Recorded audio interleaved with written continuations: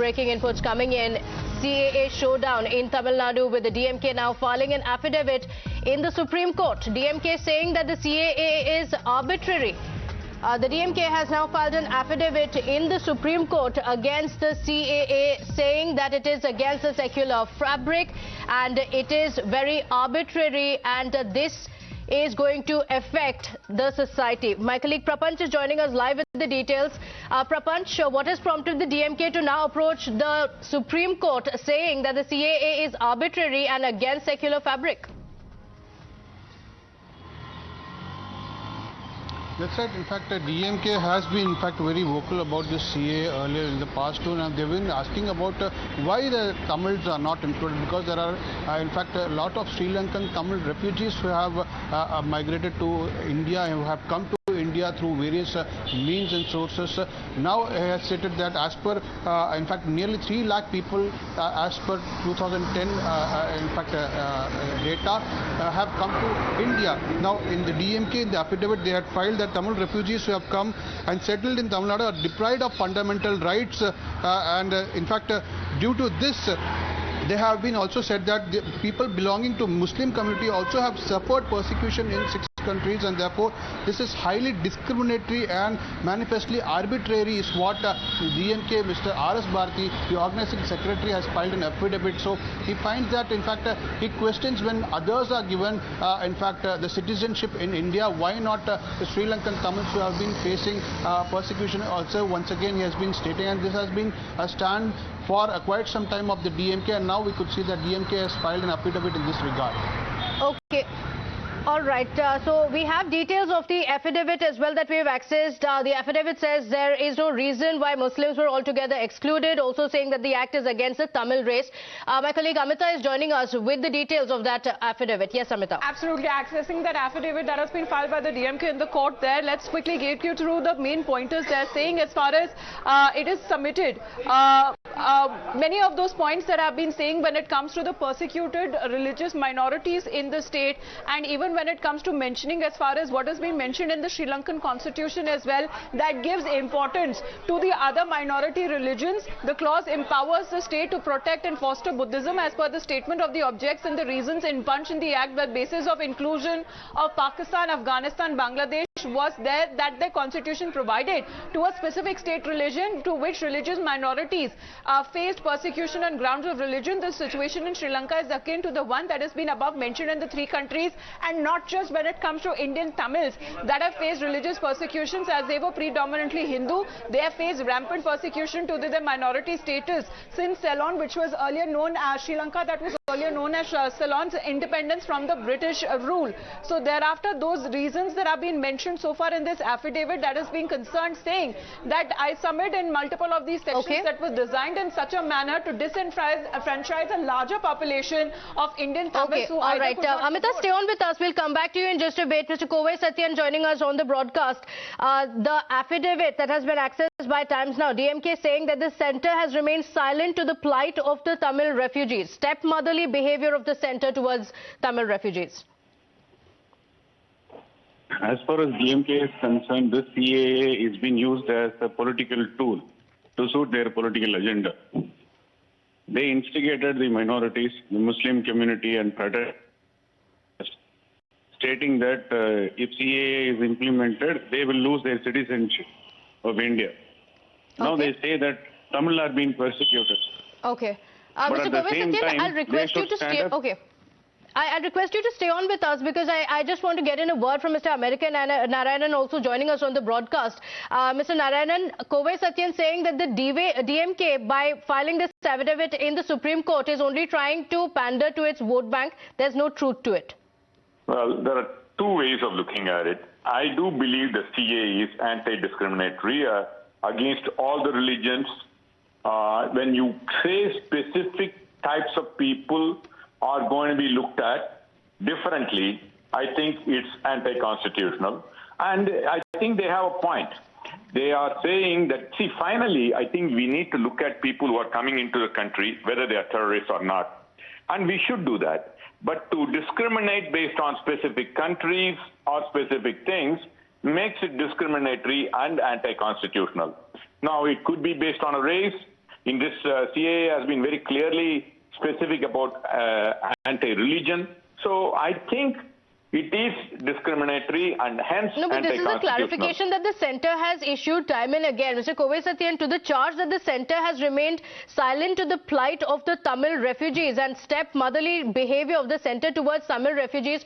What is your response to that? Because time and again the BJP has clarified that this applies to a particular sect of people who are coming in from these regions, and it is because of religious persecution. Do stay on with us. In fact, let me also introduce Mr. Saravanan of the DMK who is joining us on the broadcast.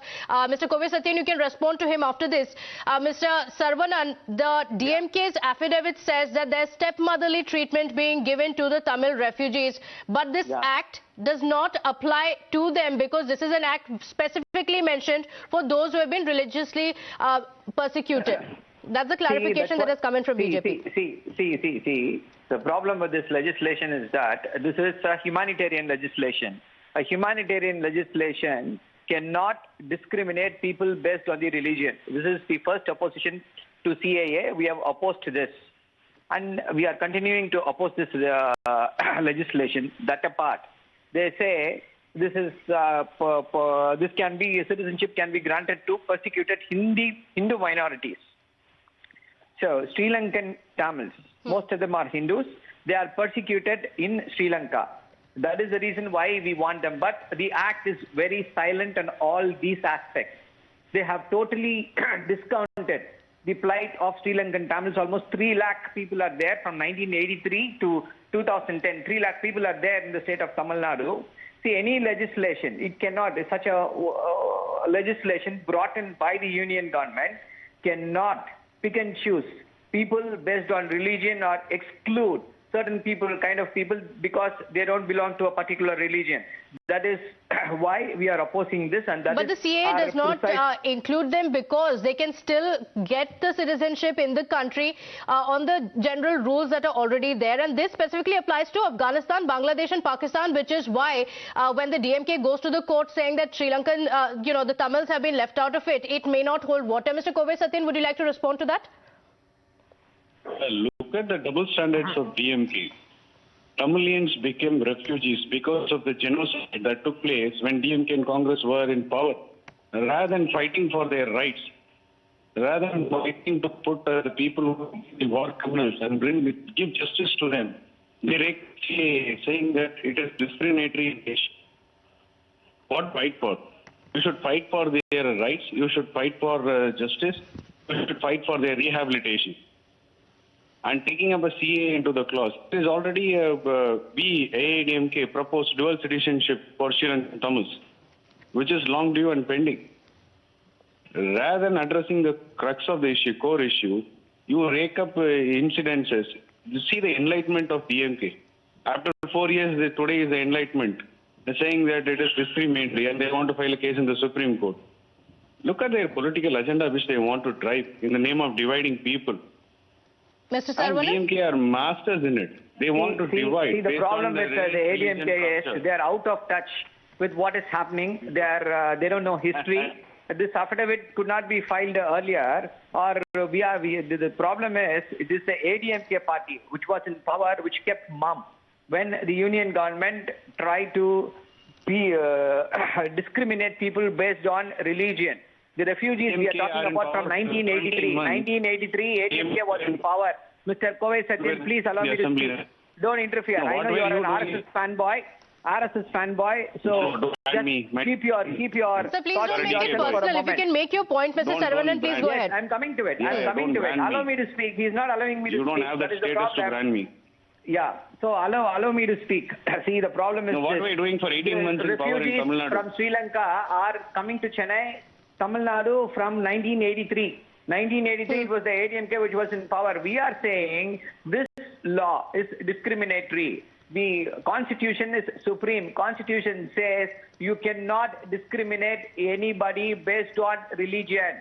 That is what this law is doing. See, even if we accept that, yes, this is giving a special status to somebody, that status has to be given to the Sri Lankan Tamils. The sad fact is the ADMK, but this specifically mentions Afghanistan, Bangladesh and Pakistan. Mr. Saravanan, in fact, I want American Anaran also on the broadcast with us. So I just want him to respond to the charge that Kovai Satyan had made of duplicity, saying it is the Congress and the DMK that are responsible for the plight of the Tamil refugees. Let's look at the merits of the case rather than politicizing the issue. The bottom line is that the Tamils in Sri Lanka are also persecuted because they are Hindus again by the Sinhalese.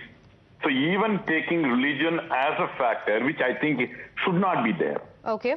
But the Tamils are being discriminated just because they are Tamil Hindus. What's right in that?